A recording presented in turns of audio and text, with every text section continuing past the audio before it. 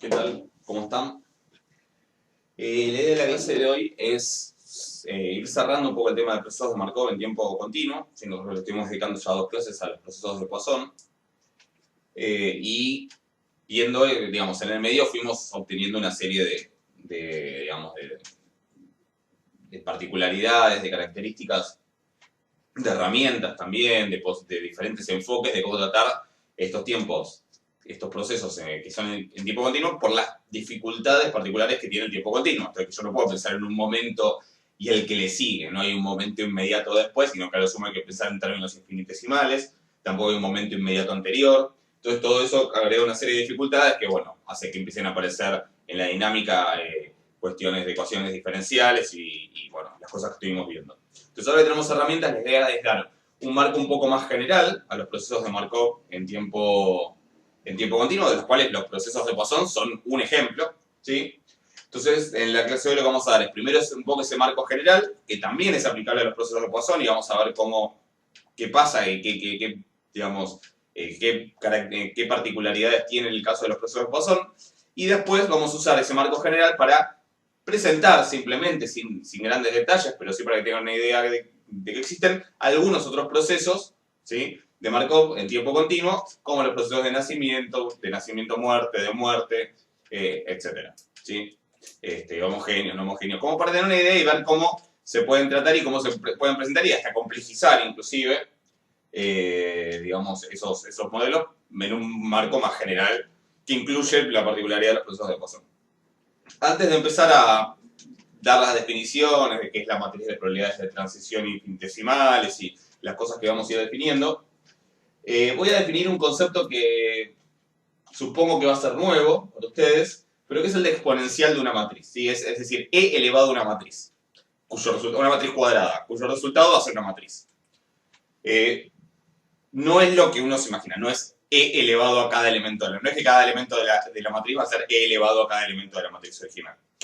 Hay muchos conceptos de matrices y en otros ámbitos también que se definen generalizando ideas de R mediante series. Y así como la exponencial de un número complejo se suele definir generalizando la serie de Taylor de la función exponencial, que recuerden, habíamos visto que, creo que esto ya lo usamos en algún momento, que a la X es esta serie de potencias, ¿sí?, que en realidad es la serie de Taylor de la función exponencial, que es 1 más x cuadrado sobre 2 factorial, más x cubo sobre 3 factorial, etc. Esto converge para todo número real, o sea que e a la x para todo x en R es exactamente igual a esa serie. Esto es para todos los x reales, que vale.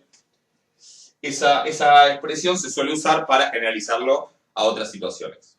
Una de esas situaciones, que parece un poco rebuscada, pero que también se puede usar, es el caso de matrices cuadradas, ¿sí? La definición, esto es una definición simplemente, ¿sí? La definición de e a la a, si a es una matriz cuadrada de n por n, es el resultado de esta serie infinita, donde obviamente como la suma sí es componente a componente, básicamente esto converge si cada una de las componentes converge, ¿sí? O sea, una componente tiene infinito, esto no converge.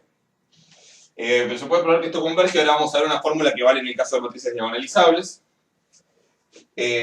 Básicamente piensen que esta serie desarrollada, acá es como que puse A donde dice X, pero las potencias de A están bien definidas, y la matriz A multiplicada por sí misma varias veces. Y entonces, ¿qué tengo? A a la 0 sería la identidad, que sería 1, se vendría a ser el 1, después viene A al cuadrado sobre 2 factorial, al cubo sobre 3 factorial, no puede seguir, ¿sí? Esa sería la definición. Si esto converge, esto es E a la A. Esto no es lo mismo, y cuando hagan alguna cuenta pueden chequearlo, no es lo mismo que poner en cada componente de la matriz E a la, el elemento correspondiente, ¿sí? Ahora, en el caso en que A sea diagonalizable, hay una fórmula muy sencilla para esto. Si A es diagonalizable, piensen que siempre que trabajamos con potencias de A, que la matriz diagonalizable nos viene ayudando, lo vimos ya cuando vimos cadenas de Markov. Si A es diagonalizable, digamos A igual P por D por P a la menos 1, donde D es la matriz diagonal, ¿sí? D es la matriz diagonal con los autovalores, lambda 1, lambda n. Obviamente lo ideal sería que sea diagonalizable en R, pero si es diagonalizable en C también funciona, porque de hecho, si ustedes, E a la un número complejo también está definido, ¿sí? Así que no hagan ningún problema. Si tienen duda pueden ver el apunte de complejos que les había pasado en su momento. Pero supongo que si lo den ya, si hicieron numérico, que creo que todos y todas habían hecho numérico, así que ya tienen definido qué es E a la algo, y se usa la fórmula de De Moivre para definirlo. Si es diagonalizable, básicamente fíjense que en cada lugar donde dice A, en cada una de esas potencias, yo puedo poner, en A puedo poner, me dejo la identidad para el final, pero puedo poner P por D por P a la menos 1. En A al cuadrado puedo poner P por D al cuadrado por P a la menos 1. Esto ya lo vimos antes, no hace falta ahora que lo voy a poner acá el 1 sobre 2 factorial. No hace falta, creo, que lo justifique de vuelta, pero si uno hacía la potencia, solamente se termina elevando la matriz diagonal. Después va a venir 1 sobre 3 factorial por P por D al cubo por P a la menos 1. Y así voy a seguir. La identidad la puedo escribir como P por I por P a la menos 1. O P por D a la 0. ¿Sí? Entonces fíjense que tengo un factor a izquierda común, que es P, en todos los términos, y un factor a derecha común en todos los términos, que es P a la menos 1. O sea que puedo escribir esto como P por la identidad más P más D más 1 sobre 2 factorial por D cuadrado más 1 sobre 3 factorial por D al cubo, puntos suspensivos, por P a la menos 1, no me entró, pero bueno. Entonces veamos un minuto que es, y esto sería la definición de E a la D, ¿sí? Esto sería P por E a la D, si comparan con esto, es la definición de E a la D por P a la menos 1, ¿sí? Pero además, se los dejo como ejercicio, es muy fácil ver, usando la definición de exponencial de un número real, o si quieren de un número complejo. Esto, si quieren, esto también vale para todo número complejo, ¿sí? Para todo z en C, o para todo x en C. Les dejo que chequeen, usando la forma de D, es fácil ver, ¿sí? Observación, que si D es diagonal, si D es diagonal, bueno, diagonal con esta forma que está acá abajo, si es esta, E a la D es, esta sí es E a la cada componente de la diagonal. Entonces es una matriz diagonal, todo afuera son ceros, y en la diagonal me quedan E a la cada uno de los elementos de la diagonal. ¿Sí? Entonces, como E a la D sí lo puedo, como para matrices diagonales sí la exponencial es fácil de calcular, porque tengo que hacer E a la cada elemento de la diagonal, y afuera ceros, ¿sí? Me queda una matriz diagonal, simplemente acá la cuenta que tengo que hacer es esta. Entonces, la manera de calcular la exponencial compleja por una matriz diagonalizable. ¿Por qué les presento esta cosa rara? Porque nos va a servir para resolver un sistema de ecuaciones en forma matricial. ¿Sí? Un sistema de ecuaciones, digamos, una ecuación diferencial matricial que no es otra cosa que un sistema de ecuaciones diferenciales. ¿Sí? Pero nos va a permitir expresarlo de una forma sencilla y en todo caso hacer cuentas que incluso nos va a ser más fácil implementar para ciertos cálculos si lo quisieran hacer en R o cosas por el estilo. Así que quería comentarlo para poder después usarlo. ¿Ok? Entonces vamos a empezar a definir todos los conceptos, digamos, que generalizan un poco las ideas que estuvimos viendo en procesos de Poisson y que generalizan también las que estuvimos viendo en las cadenas de Markov, así como la matriz de probabilidades de transición, ¿sí? La podemos generalizar a tiempo continuo, y bueno, pero con algunas, digamos, con algunos detalles adicionales que tienen que ver con esta cuestión de que no hay un momento anterior y un momento posterior, sino que hay que pensar un poquito más. Así que vamos a ir avanzando en ese sentido. Bueno, entonces vamos a plantear las ideas básicas de los procesos de Markov en tiempo continuo, y acá no lo aclaré, pero digamos, procesos discretos en el dominio de las variables, digamos. O sea, las xt son variables aleatorias discretas, con rango finito o infinito, digamos, ya sabemos que eso después lo podemos generalizar representando con matrices comunes y corrientes o con matrices infinitas, ¿sí? Con una representación con matrices infinitas, pero con tiempo continuo. ¿Sí? Ya definimos que es un proceso de Markov, esto lo definimos en la primera clase de procesos de Poisson, que es un proceso de Markov en tiempo continuo, pero sí es cierto que está esta dificultad adicional de no saber cuál es, qué significa, digamos, no hay una noción de momento inmediatamente posterior o inmediatamente anterior, a menos que uno hable de infinitesimos. ¿Sí? Es como que tenemos que recurrir justamente a esas ideas de infinitésimos para poder pensar en lo inmediatamente posterior y lo inmediatamente anterior. Si no hay un presente, un futuro inmediato y un pasado inmediato, ¿sí?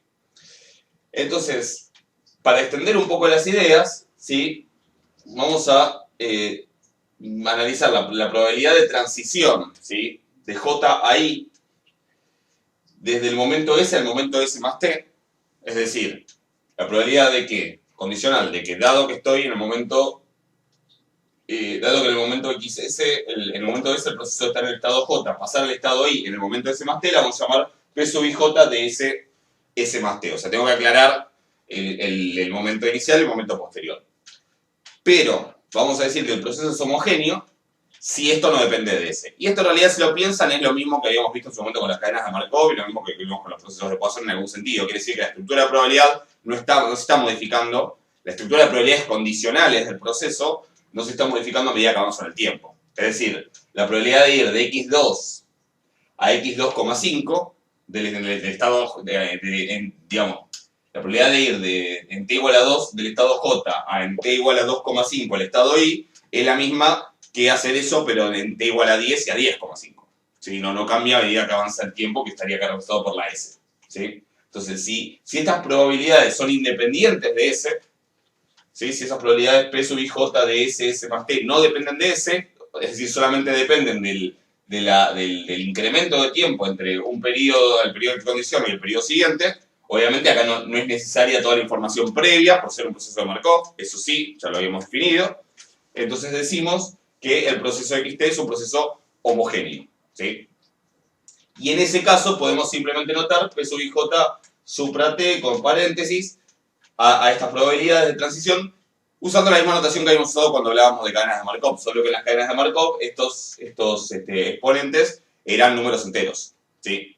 Y ahora, y de hecho por eso lo llamamos T, son valores continuos, ¿sí? Eran las que llamaban las probabilidades de transición de primer orden, de segundo orden, que era con K igual a 1, 2, etc. Bueno, acá las vamos a llamar las probabilidades estas probabilidades de transición las podemos hacer para cualquier T, es decir, la probabilidad de pasar del estado J al estado I en 0,5, en T igual a 0, digamos, en 0,5 unidades de tiempo, en 1, en 3,2, en 0,01, en cualquier valor, digamos, cualquier valor real positivo, básicamente. ¿Sí? Yo acá no lo aclaré, pero S y T se supone que son positivos, o por lo menos que T es positivo para que indique un paso hacia el futuro. ¿Sí? Eso no es eslogan de campaña política, eso, pero bueno.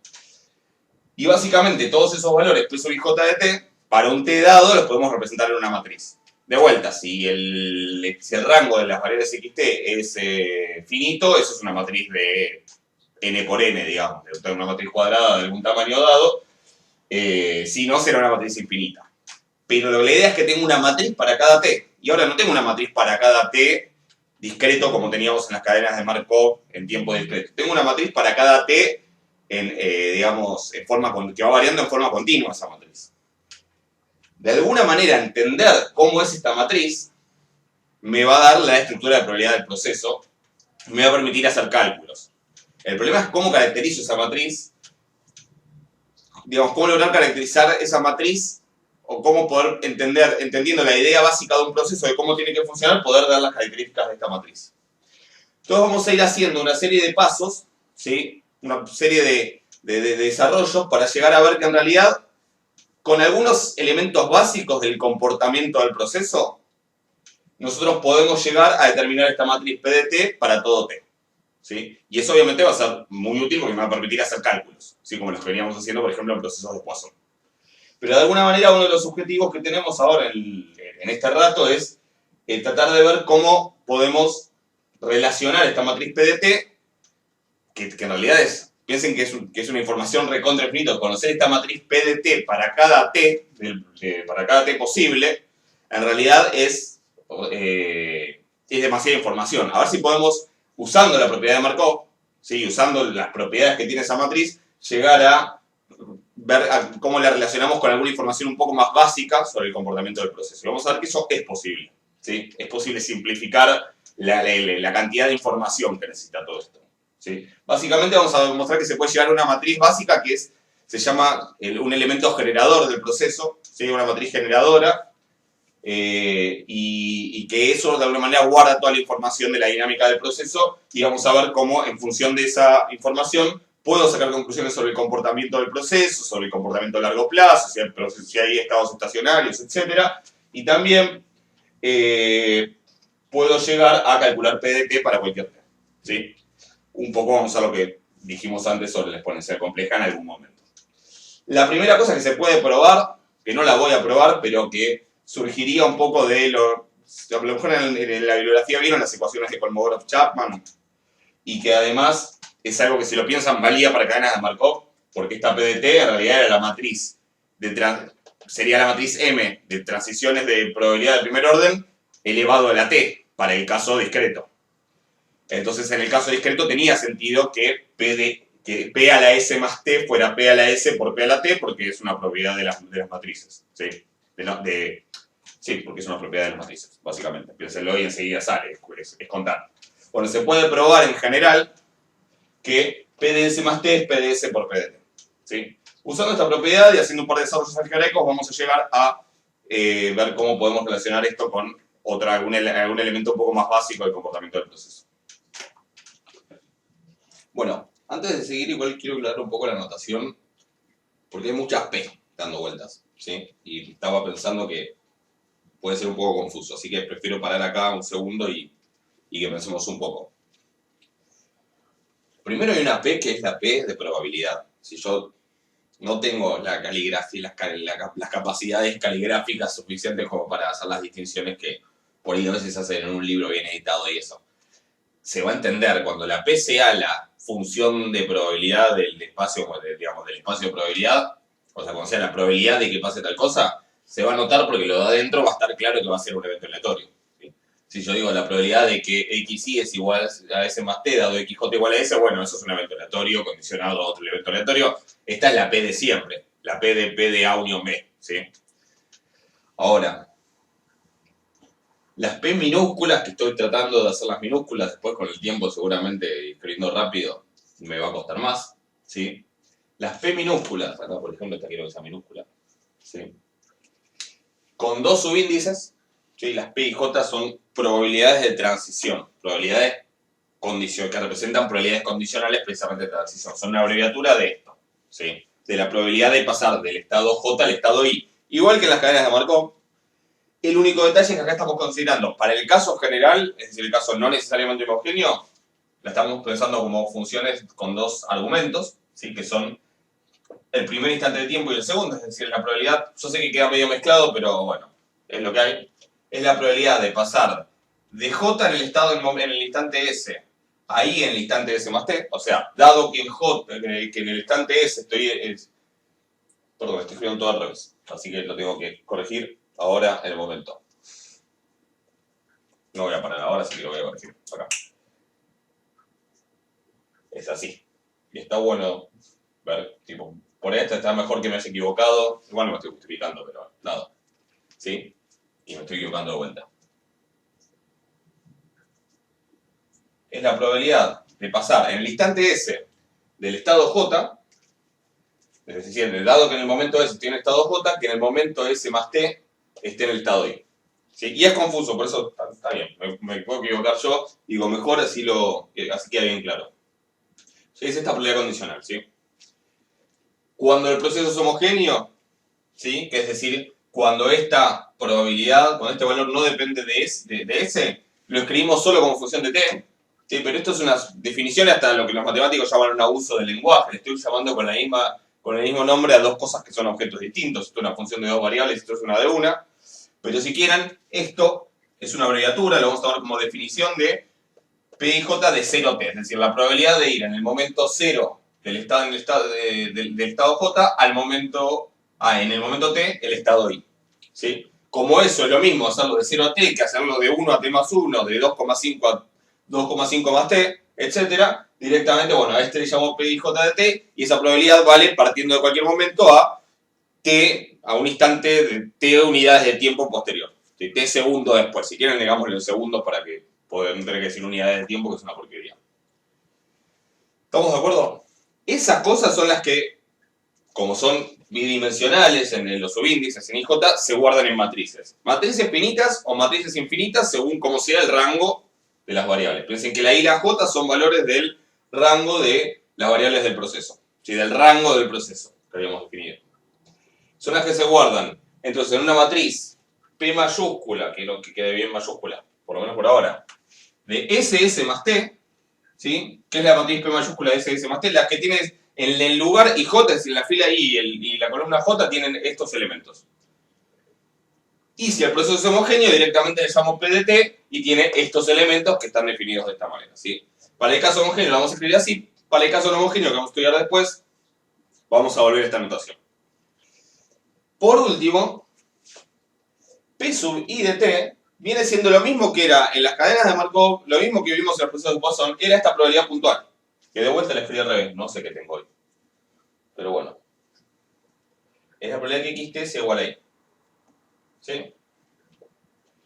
Entonces, es esa probabilidad puntual, ¿sí? Que ya la estuvimos usando diferentes veces. Y que si la guardo en un vector columna, ¿sí? Que lo voy a, para que quede claro, lo voy a marcar con la flecha, pero también es una P minúscula con la flecha, de T es el vector columna con todas las probabilidades puntuales. De vuelta, si el rango es finito es un vector finito, si el rango es infinito será un vector infinito. Pero no es nada nuevo ahora que nos hayamos hablado, ¿sí? Solo que ahora estamos metiendo algo que no habíamos mencionado con los procesos de Poisson, que son las probabilidades de transición. Que ahora las vamos a relacionar con los procesos. Vamos a ir al caso particular del proceso de Poisson, pero no lo habíamos mencionado. En estas condiciones, ¿sí? ¿Cómo calculo P de T? ¿Sí? Bueno, es fácil probar, siguiendo las mismas ideas que valían en cadenas de Markov, pero ahora para tiempo continuo, que si yo quiero P de T, es decir, el vector de la distribución de probabilidad de X, esto es la distribución de probabilidad de XT escrita como un vector, la puedo escribir como P de T, la matriz, por P de 0, es decir, la distribución inicial. Es decir, la distribución en cada momento del tiempo, ahora en cada momento en continuo del tiempo, está determinada únicamente por la matriz de probabilidades de transición, ¿sí? Que depende del tiempo, pero que ya vamos a ver que en el caso homogéneo se puede caracterizar con una sola matriz, no con infinitas matrices. Piensen que esto es una matriz para cada T. Vamos a ver que es una manera de caracterizar el comportamiento de esta matriz a partir de un elemento generador que se llama, que es una única matriz, en el caso homogéneo, ¿sí?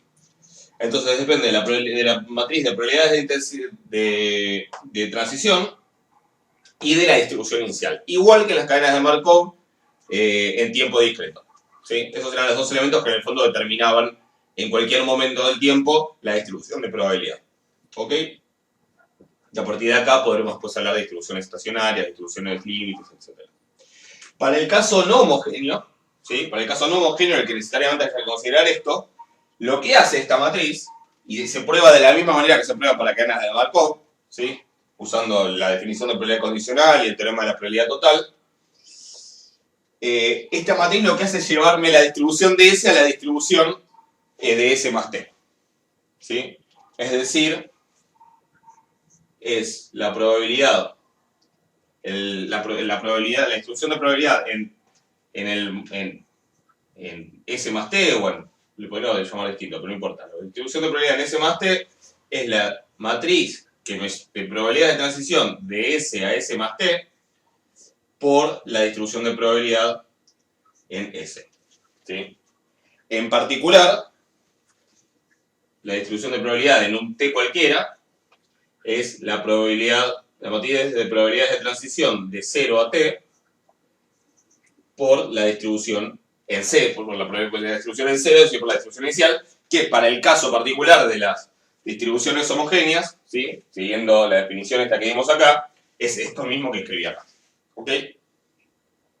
De hecho, ¿cómo puedo pasar de, por ejemplo, cómo hago para pasar de la distribución en 2,5 a la distribución en 7,2? Siempre tiene que ser para adelante en el tiempo. Bueno, en el caso no homogéneo general, la matriz que tengo que poner acá es la matriz de probabilidades de transición que va de 2,5 a 7,2. Me quedo medio amontonado, ¿sí? Para el caso homogéneo en particular, esta matriz, que es la que va de 2,5 a 7,2, es la misma que la que va de 0 a la diferencia de tiempo entre estos dos. ¿Sí? 7 justo elegí, tengo que hacer una cuenta difícil, 7,2 menos 2,5 es 4,8. Espero no estar equivocando, creo que es 4,8. ¿Sí? Es decir, esta matriz en general no es la misma que la que va de 0 a 4,8, pero en el caso en que el proceso es homogéneo, sí. Y esta matriz es la que va de 0 a 4,8 o, abreviando, P de 4,8, es decir, P de 7,2 menos 2,5. Esa sería la matriz que tendría que poner acá en el caso homogéneo. ¿Sí? O la que podría poner. En el caso no homogéneo sí tiene que ser específicamente la que va de 2,5 a 7,2, que no es necesariamente la que va de 0 a 4,8. Pero no sea mucho lío, pero bueno, tiene la posibilidad de pausar y pensarlo. ¿Sí? Habiendo aclarado un poco todo esto, todavía no hablamos de distribuciones conjuntas, lo voy a hablar después.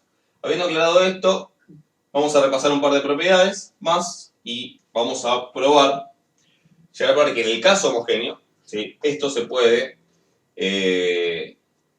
relacionar en el fondo con una única matriz, que es lo que se llama el elemento generador o la matriz de probabilidades infinitesimales.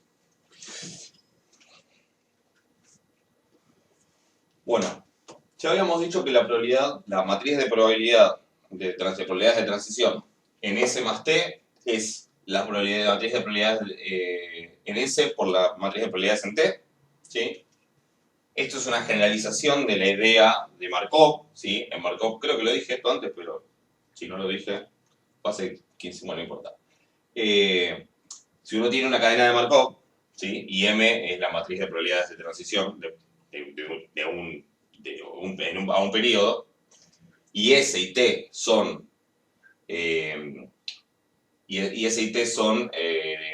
enteros, ¿sí? Enteros en realidad positivos, P de S sería M a la S y P de T sería M a la T, con lo cual es obvio que P de S más T sería M a la S por M a la T, que es M a la S más T. ¿Sí? O sea que en ese caso, y P de S, o sea, todo coincide. ¿Sí? O sea que, pero esto es una generalización que vale también en tiempo continuo. ¿Sí? O sea que no es tan obvio, pero funciona. Fíjense que como S y T, obviamente S más T es lo mismo que T más S, esto tiene que ser necesariamente lo mismo que P de T por P de S, cosa que también es cierta. ¿Sí? O sea que estas matrices en este caso conmutan. ¿Ok? Después, ¿qué es P de 0? Pensémoslo un minuto. Si P de 0 es una matriz que tiene los elementos P sub I, J de 0 adentro, que por definición, para el caso, solo están definidos en el caso homogéneo, pero por definición en el caso homogéneo significan P sub I, J de 0T. Es decir, que son la probabilidad de que, dado que en el momento 0 estaba en J, en el momento T estar en I. ¿Ok? Pero, perdón, no. Estoy diciendo mal. Estoy diciendo, esto sería P sub IJ de T. ¿Estamos de acuerdo? P sub IJ de T sería, por definición, para el caso homogéneo, es lo mismo que PIJ de 0T, que es esto. P sub IJ de 0 es la probabilidad P sub IJ de 0, 0. ¿Qué es P sub IJ de 0, 0? Es la probabilidad de que, estando en 0 en J, esté en 0, perdón, estando en J en T igual a 0, en el momento 0, esté en I en el momento también igual a 0. Pero ahora el momento es el mismo. Entonces esto tiene que tener una lógica. ¿A qué es igual esto? Bueno, si I y J son el mismo, está todo bien. Estamos diciendo, no sé, I y J son 2. La probabilidad de que si X0 es 2, X0 sea 2, bueno, si X0 es 2, la probabilidad de que X0 sea 2 es 1. O sea, si X0 es 2, X0 es 2, seguro. O sea que con probabilidad 1. ¿Sí? Esa probabilidad va a dar 1 en el caso que I y J sean distintos. Ahora, si I y J son distintos, si tengo acá un 2 y acá un 3, si X0 es 3, si X0 es 2, la probabilidad de que X0 sea 3, dado que X0 es 2, es 0. O sea, no va a ser 3. ¿Sí? Si X0 es algo, no va a ser otra cosa. Por eso esta probabilidad es 0. ¿Cómo me queda la matriz? Tiene 1 cuando I es igual a J y tiene 0 cuando I es distinto de J. Piensen un segundo qué matriz es esa. Pausa, play. Sí. Como adivinaron, espero que después que no adivinaron. Como adivinaron, esa es la matriz de identidad. ¿Ok? La matriz de identidad de n por n, si el rango tiene el tamaño n, Y si fuera infinito el rango, bueno, es una matriz como una identidad infinita, ¿sí? Que tiene la diagonal principal unos y hacia fuera de la diagonal principal ceros. ¿Ok? Bueno, usando un poco todo eso, podemos calcular, uno podría preguntarse por qué, pero podemos calcular la derivada de la matriz P de T. ¿Sí? Aclaremos un poco qué es la derivada de una matriz, pero además por qué derivar. Bueno, antes resultó útil, digamos, tener cosas derivables y pensar en tiempo, como estamos en tiempo continuo, llegar a algún tipo de relación tipo ecuación diferencial. Y acá también vamos a llegar a eso, ¿sí? Solo que va a quedar en forma matricial, para hacerlo más general. Esa expresión matricial, en el fondo, va a ser equivalente a esos sistemas de ecuaciones diferenciales en diferencias que habíamos escrito, ¿sí? Entonces, ¿qué va a ser esta matriz derivada? Bueno, es fácil. La matriz P de T es una matriz diferente para cada T. También podríamos pensar que cada componente va variando con el tiempo y por lo tanto cada componente de la matriz P de T es una función de T. Si cada una de esas funciones es una función derivable, yo puedo calcular la matriz que tiene en cada componente la correspondiente derivada. ¿Sí? ¿Y eso cómo se hace? Simplemente usando la definición de derivada de la manera usual. Voy a tomar el límite cuando h tiende a 0 de P de T más h menos P de T sobre h. ¿Sí? Donde este sobre h, si quieren lo ponemos mejor, es como multiplicar. Esto es una diferencia de dos matrices, ¿sí? La que tiene las funciones en T más h con las que tiene las funciones en T, eso está bien. Se van a restar componente a componente. Y después a cada una de esas componentes las tengo que ir por h. Si tomo el límite cuando h tiende a 0, me aparecen las derivadas de esas funciones, de cada componente. Es decir, que esto lo vamos a multiplicar por 1 sobre h, que por ahí se ve un poco más claro. Multiplicar por una constante o una matriz. ¿Sí? Escalar por matriz. Esto va a dar la derivada en cada componente. ¿Sí? Ahora, en general lo único que me va a interesar acá es el caso en el que h sea mayor a 0, es decir, en el que yo estoy pensando hacia adelante. ¿Sí? Por eso acá uno podría tomar h tendiendo a 0 pero decreciente, pero por ahora lo dejamos. Es un detalle igual, me interesa más un poco hacer la cuenta, pero en cada caso lo voy a tomar como h que decrece a 0, entonces a veces se pone así, decrece a 0, en vez de la flechita horizontal, pero es lo mismo. Y lo que podemos usar acá es el hecho de que, bueno, P de T más h es P de T por P de h, por esta propiedad, ¿sí? Menos P de T. ¿Ok? Por 1 sobre 2, bueno, todo eso por 1 sobre h. Y ahora, en realidad lo puedo escribir así o lo puedo escribir al revés. Es lo mismo. De hecho, voy a llegar a dos expresiones que son equivalentes, porque ya vimos que esto tiene que funcionar para un lado y para el otro. Lo voy a dejar escrito así, pero si no, al revés también funcionaría. Yo puedo sacar un factor común P de T, que acá está premultiplicando, y me va a quedar 1 sobre h por P de T por P de h menos, ¿y qué pasa cuando saco todo? Acá en realidad yo puedo pensar como que esto está multiplicado por la matriz identidad, porque eso siempre lo puedo pensar, ¿sí? Así que lo que me va a quedar acá es la identidad. Me va a quedar P de h menos P de la identidad. Sobre, bueno, y después, este 1 sobre h se lo puedo poner acá. ¿Por qué? Para que todo esto es constante para el límite, todo esto es h teniendo a 0, así que para el límite está fijo. Y me queda la derivada de esto. ¿Y la derivada de esto qué es? Bueno, perdón, no es P de la identidad, es la identidad. ¿Sí? Bueno, y esto es una matriz, o sea, lo voy a escribir bien, P de T, ¿sí? Fíjense que esto en realidad es, como la identidad, ya dijimos que es lo mismo que P de 0, ¿sí? Entonces, ¿qué tengo acá? El límite cuando h tiende a 0 de 1 sobre h por P de h menos P de 0. ¿Qué es esto de acá? Es la derivada de la matriz P, que es lo que estamos buscando un poco, pero en 0. Solamente el valor en 0. ¿Se entiende? Es decir, que la derivada de la matriz T la puedo calcular multiplicando la matriz T, o la matriz P de T, por la derivada de P en 0. Esta matriz le vamos a poner un nombre. ¿Sí? En general en Núñez Velázquez lo llaman Q. En otros libros figura como A. ¿Sí? Esta matriz se llama, esa matriz Q se llama elemento generador.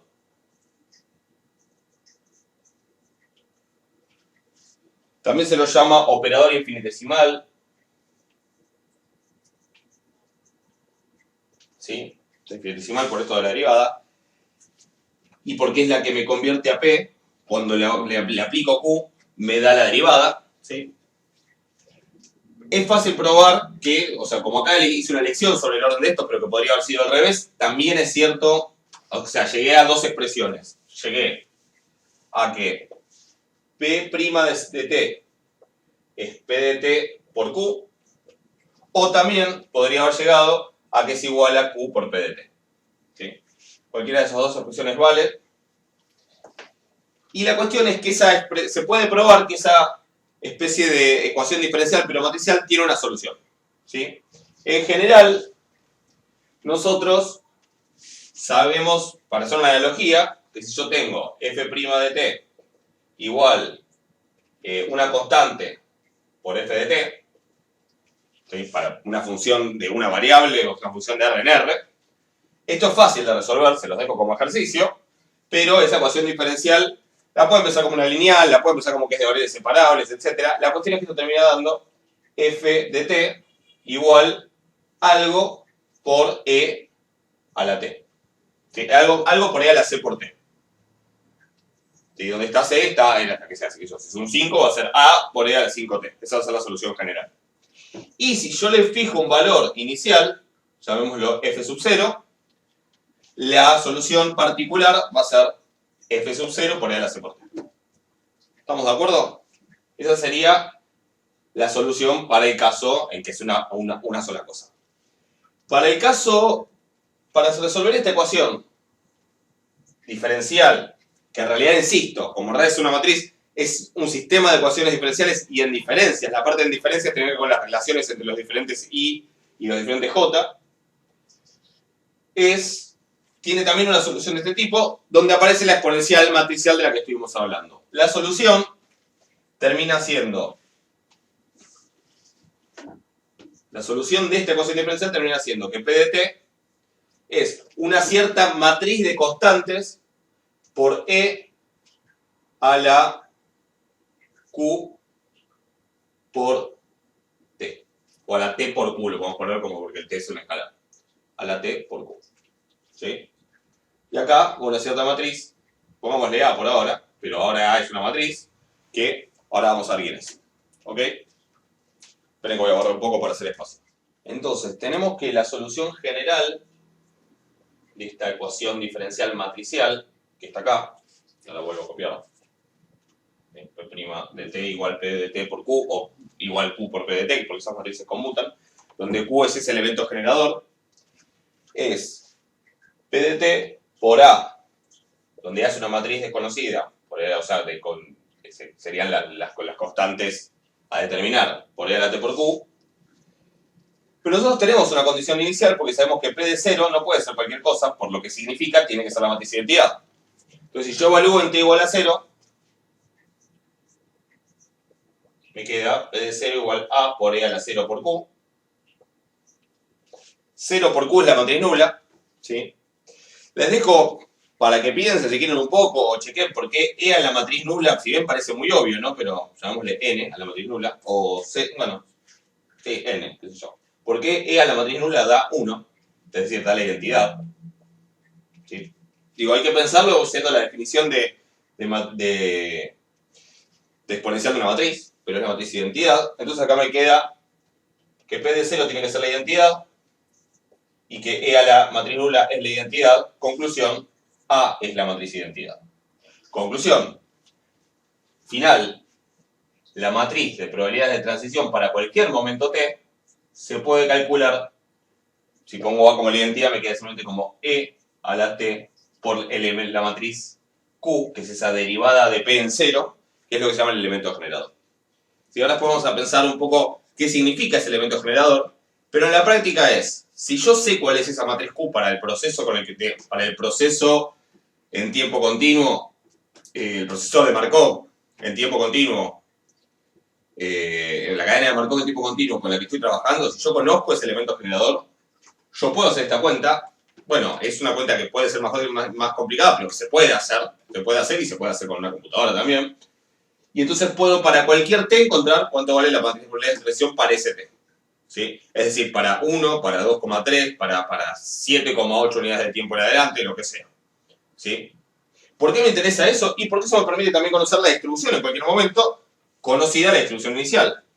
Porque habíamos dicho que la distribución en cualquier momento t, ¿sí? La distribución de probabilidad del proceso en cualquier momento t venía dada por p de t por la probabilidad inicial. O sea que, ¿qué me dice esto? Que para calcular la distribución del proceso en t, lo que tengo que hacer es e a la t por el elemento generador, por el operador infinitesimal, multiplicarlo, que es una matriz cuadrada esto, multiplicarlo por la distribución inicial.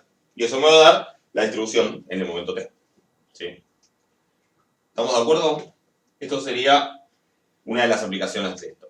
¿Sí? Todo parece muy abstracto. Después vamos a hacer ejemplos numéricos y después vamos a hacer ejemplos de procesos en donde vamos a decir, bueno, el elemento generador es así. De hecho, el primer ejemplo que vamos a hacer es el de Poisson y vamos a ver que uno puede decir, en la distribución de Poisson, si yo pienso un poco qué significan estos Q, que recuerden, Q es la derivada, yo sé que son muchas cosas, pero voy a repetirlas justamente por eso. Q es la derivada de P en 0.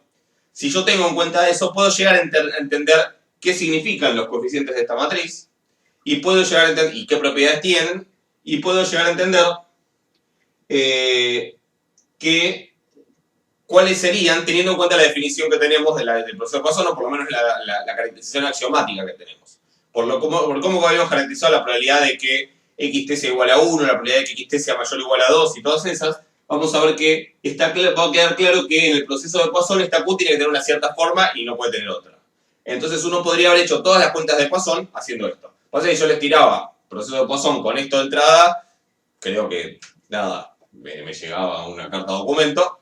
En cambio, ahora que tenemos ya un ejemplo visto, podemos ahora bajar todo este proceso de Poisson y después ver cómo podemos usar todas estas herramientas que son mucho más potentes para poder definir procesos más generales, que vamos a definir los procesos generales de nacimiento-muerte y los diferentes ejemplos particulares, ¿sí? En la segunda parte de la clase. Pero bueno, antes de dar el ejemplo, quiero avanzar en unas cosas más. Una que quiero aclarar, que me estoy olvidando, la tenía que haber hecho antes y me estoy olvidando, es la siguiente. La matriz P de T, ¿sí? La matriz de probabilidad de transición para T, y también las P de S más T, ¿sí? P de T, P de S más T, son matrices estocásticas. Son matrices estocásticas. Sus elementos son elementos entre 0 y 1 y sus columnas suman 1. O filas si están haciendo todo con la versión donde los vectores son vectores fila a izquierda. ¿Sí? Pero son matrices estocásticas como las cadenas de Markov. ¿Ok? O sea, tienen que cumplir todas esas condiciones. Pero P' de T, y en particular Q, que es P' en 0, ¿sí? que es una de ellas, no son estocásticas. ¿Sí? De hecho, puedo mencionar algunas propiedades, pero una de sus propiedades es que sus filas, lejos de ser todas no negativas y sumar 1, sus columnas suman 0.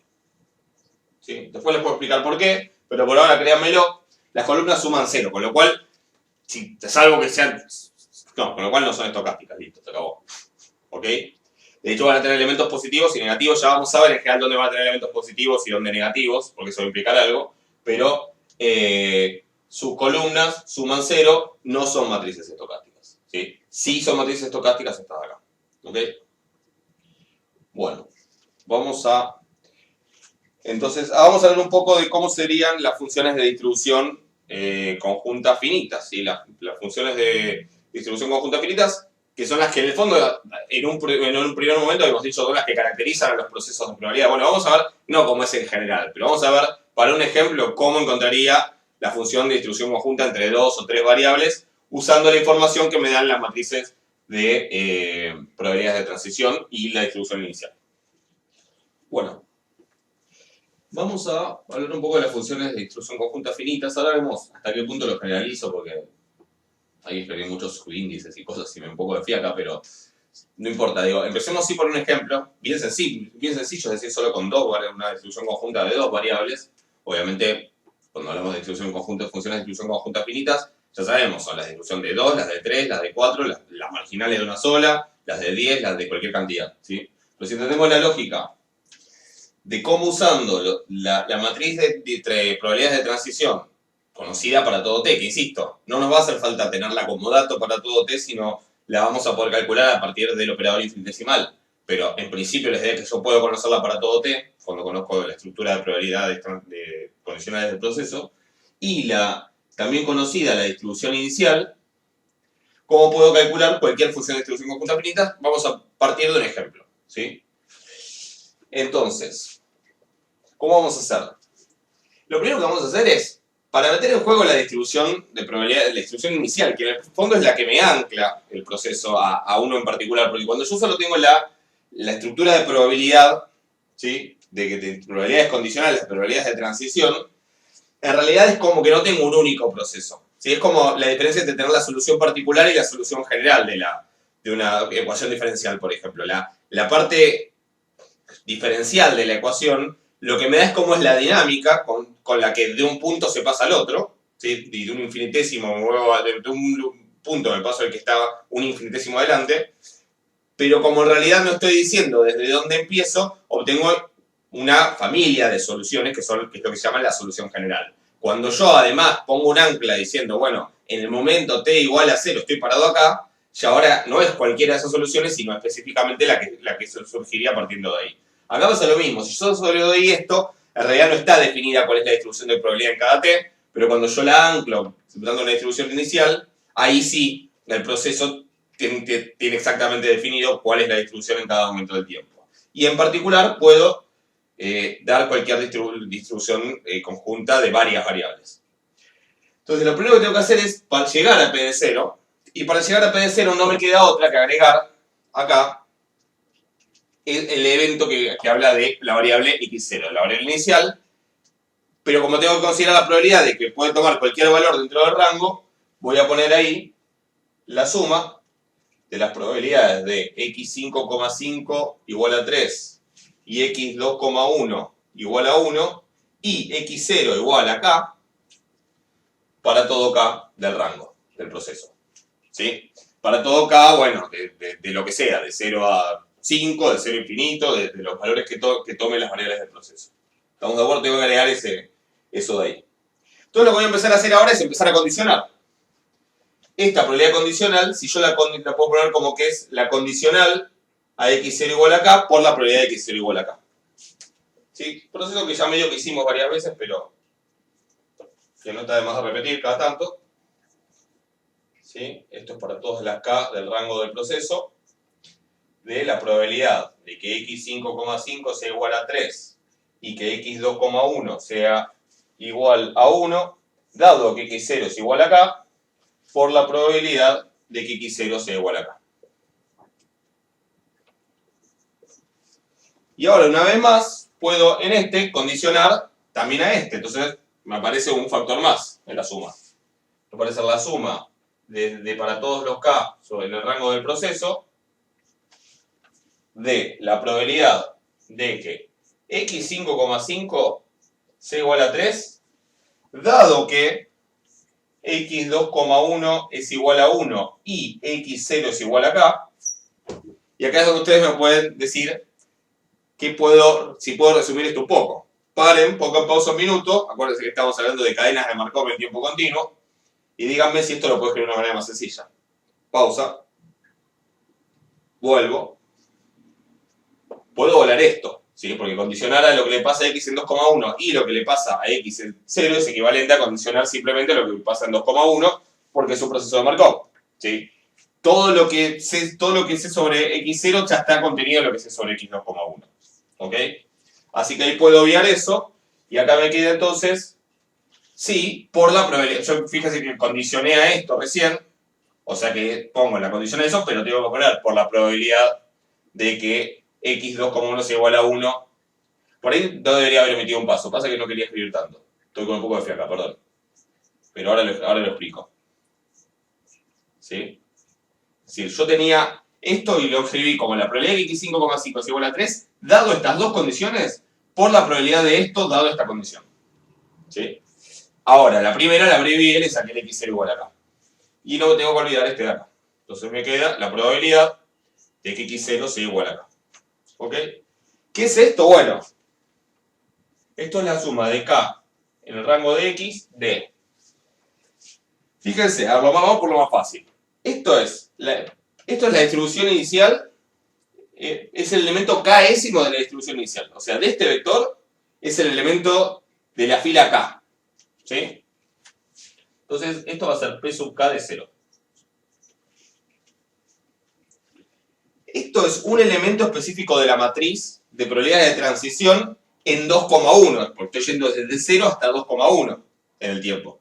O sea, es la que va de 0 a 2,1, que como el proceso es homogéneo, simplemente le llamamos P de 2,1. De esa matriz, P de 2,1, estoy tomando solo el elemento... acá que puse... No, acá... No, estoy diciendo una pavada acá. A ver. Ah, no, sí. Estoy tomando el elemento de la fila 1, columna K. ¿Sí? Porque estoy yendo de K a 1. Entonces, esto es lo que habíamos llamado P sub 1K de 2,1. Voy a escribirlo con más espacio. P sub 1K de 2,1. ¿Sí? O sea, de 2,1 menos 0. Y esto es la probabilidad de ir de 1 a 3, o sea, P sub 3, 1, pero del tiempo 2,1 al 5,5. Si el proceso es homogéneo, eso es lo mismo que ir de 0 a 5,5 menos 2,1, que es 3,4. ¿Sí? Y esa sería la fórmula que me queda. ¿Sí? Si yo generalizo esto, o sea, esta sería un ejemplo particular. O sea que fíjense que la única información que estoy usando acá es la información que está contenida en la matriz de probabilidades de transición para diferentes valores de t y información que está contenida en el vector de la distribución inicial. ¿Se entiende? ¿Cómo sería esto si yo generalizo a un i y un j, por ejemplo? A ver, llamémosle, sí, a un i y un j. Y bueno, va a ser la suma, acá va a ser k, acá va a ser jk, lo voy a escribir acá, va a ser p sub k de 0, p sub i j, no, p sub jk de 2,1 y va a ser p sub i j de 3,4. ¿Cómo sería si yo generalizo a tiempos cualesquiera? T2 y T1, pongo así porque suponiendo que el T1 es más chico que el T2, ¿sí? T1 menor a T2. Bueno, chequeen las cuentas, van a ver que esto es 0, esto es en T1 y esto es en T2 menos T1. Y si tuviera más, ¿qué hago? Bueno, van a ir otros elementos con otras transiciones de T3 menos T2, T4 menos T3 y así, y los subíndices van a ser más, ahí ya tendría que llamarles K1, I1, I2, etc. Y la verdad que son muchos subíndices del subíndice, me es de medio lío escribirlo acá, no se va a entender, si quieren les recomiendo que lo lean, les paso si no cualquier cosa después la página, pero en Núñez Velázquez o en Konstantinov, bueno, el otro, el ruso, ¿sí? En Konstantin y el otro. Ahí tienen la ecuación escrita para cualquier cantidad de subíndices, cualquier cosa, si no lo vemos después en alguna clase en vivo. Pero se puede. La cosa es que usando solamente esta información yo puedo calcular las funciones de distribución conjunta finitas, que son las que habíamos dicho en un inicio ya, lejos del tiempo, que son las que caracterizan en el fondo la distribución de probabilidad del proceso, con lo cual queda claro que conocer la matriz de probabilidad de transición y el vector de la distribución inicial me permite, es equivalente, ¿sí?, a conocer la distribución completa del proceso, que es la función de distribución conjunta finitas. ¿Ok? Bueno, y para terminar con esta caracterización general de las cadenas de Markov en tiempo continuo homogéneas, ¿sí? Después, en la segunda parte vamos a ver un poquito sobre las no homogéneas, qué se puede decir, digamos, y qué no. Vamos a hablar de los estados límite y estacionarios, ¿sí? Lo de los estados límite, por ahora lo único que podemos decir, después podemos charlar un poco sobre la ergodicidad y ver cómo conocer estados estacionarios en el fondo, por si la cadena es ergódica, entonces sí me permite conocer el estado límite. Pero sobre los estados límite podemos decir que, bueno, como tenemos una fórmula, una expresión para el estado en el momento t, que habíamos dicho que es P de t por P de 0, por la distribución de 0, que a su vez es E a la t por Q por P de 0, si es que conozco ese elemento generador o ese operador infinitesimal Q. Entonces, lo que sabemos es que si te tomo el límite, cuando t tiende a infinito de E a la t por Q por P de 0, bueno, ahí puedo obtener un estado límite. Es parecido a lo que hacíamos con Markov, solo que bueno, ahora tengo esta exponencial en vez de m a la t, que es lo que habríamos tenido en el caso discreto. ¿Sí? Pero está esto. Uno podría dudar de si esto va a converger o no. La realidad es que se puede ver que los autovalores de estos de Q van a ser menores o iguales a 0, y eso hace que esta expresión converja, pero no es tan obvio que vaya a pasar. Después en algún ejemplo numérico podemos ver que es cierto. Pero esa sería la manera de calcular un estado límite, simplemente calculando esta expresión para todo t y luego tomando el límite. Sobre los estados estacionarios se puede decir algo más. Siempre estamos hablando del caso homogéneo, ¿sí? En el caso homogéneo para los estados estacionarios, bueno, por definición un estado estacionario pi es estacionario, y eso implica en particular que es una distribución de probabilidad. ¿Sí? Es distribución estacionaria, pongamos en realidad. Me gusta más decir distribución estacionaria y distribución límite. Sobre la distribución estacionaria, pi es una distribución estacionaria. Primero, si es una distribución, o sea, estamos suponiendo que la suma de los elementos de i es igual a 1. ¿Sí? Si no, no es una distribución.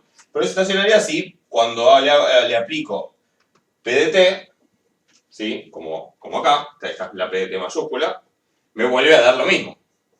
¿Sí? Si es una distribución que cuando le aplico P de t, después de t para un t cualquiera, eso me vuelve a dar lo mismo. Si esto es cierto, ¿sí? Eso es un estado límite, pero por definición es una distribución estacionaria, pero por definición de distribución estacionaria. Ahora, como esto es continuo el tiempo y puedo derivar, puedo decir que la derivada de t, P' en t, por pi, porque pi es constante, queda, o sea, esto lo derivo y esto me queda constante, como multiplicar una función por una constante, es igual a la derivada de este lado. Pero como la derivada de este lado es la derivada de un vector de constantes, me queda el vector nulo. ¿Sí? Y en particular, eso tiene que valer para todo t, y en particular tiene que valer para t igual a 0. O sea que P' en 0, que es esa famosa matriz Q, ese operador infinitesimal, tiene que valer 0, si pi es una distribución estacionaria. O sea, si es una condición necesaria, y se puede probar que es suficiente, pero no es obvio, digamos, pero por lo menos sí es fácil ver la estacionaria, por eso les hago la cuenta, es para que pi sea una distribución estacionaria, es que sea una distribución, por empezar, y que Q por pi sea igual a 0, sea decir, al vector nulo. Es decir, que sea una solución del sistema homogéneo con la matriz del sistema Q. Y también, dicho de otra manera, en realidad esto que pi sea un autovector asociado de 0, que como vamos a ver en las cuentas, siempre es un autovector de la matriz Q, del operador infinitesimal. ¿Sí? Y esto viene por el hecho de que, como dijimos, las columnas suman 0, entonces necesariamente el 0 es un autovector, necesariamente el determinante es 0, y entonces si encuentro busco un autovector que está asociado al 0, eso va a ser un estado estacionario, una distribución estacionaria del proceso. Una distribución que si en algún momento el proceso está en esa distribución, no cambia. ¿Ok? Si es que existe. Si es que existe alguno, que sea, si es que existe, y si es que existe uno que yo pueda escribir como una distribución de probabilidad, o sea, es decir, que tenga todos los elementos que sumen 1. ¿Ok? Que para el caso finito va a existir, para el caso infinito, es decir, del rango infinito, no va a existir. Nuestro ejemplo particular de la distribución de los procesos de Poisson, el rango del proceso es 0, 1, 2 hasta infinito. ¿Sí? Ahí podría no existir y en el caso de los procesos de Poisson se puede ver bastante fácil que no existe. ¿Sí? Bueno, en lo que queda de la clase vamos a hablar de qué puedo decir, digamos, que de todo lo anterior, qué puedo extrapolar o sacar de conclusión para el caso en que el proceso no es homogéneo, porque vamos a hablar un poco de procesos homogéneos. Y después vamos a estudiar un poquito más qué es este elemento generador, qué significa, y en función de eso vamos a definir cómo es ese elemento generador, cómo es ese operador infinitesimal para lo que se llaman procesos de nacimiento-muerte. Lo vamos a definir en forma bien general y después vamos a decir, voy a mencionar algunos casos particulares y en algunos por ahí haremos algunas cuentas o algunas caracterizaciones como para que tengan una idea de las diferentes posibilidades que se pueden dar. Así que bueno, seguimos con eso.